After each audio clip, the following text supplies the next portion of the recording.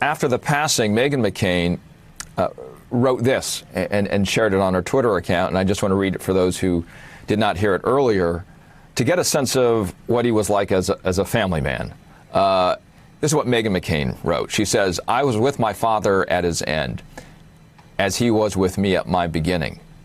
In the 33 years we shared together, he raised me, taught me, corrected me, comforted me, encouraged me, and supported me in all things. He loved me, and I loved him.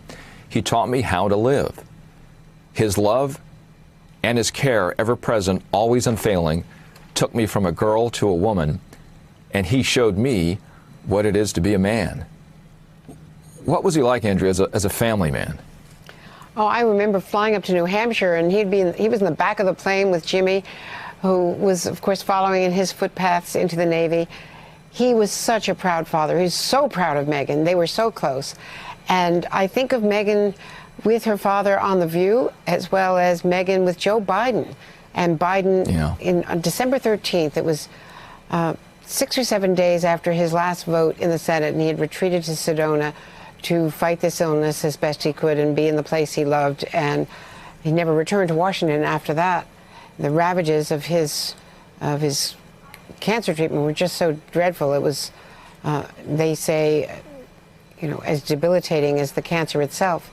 But the fact that he fought so hard and was so courageous, and she was facing the reality then, and that day Joe Biden was a guest on the set, and he walked over, comforted her, and said, your father helped my son Beau, get through so much.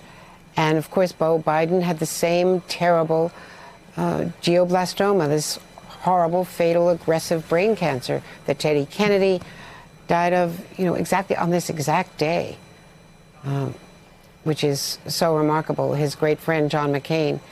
And they all knew that this diagnosis of an incurable brain cancer was going to take their lives. But John McCain had such a bond with Joe Biden over that. And Biden, in reaching out to Meghan and in, walking across the set and holding her hand and talking to her about what John McCain had meant to him and his son.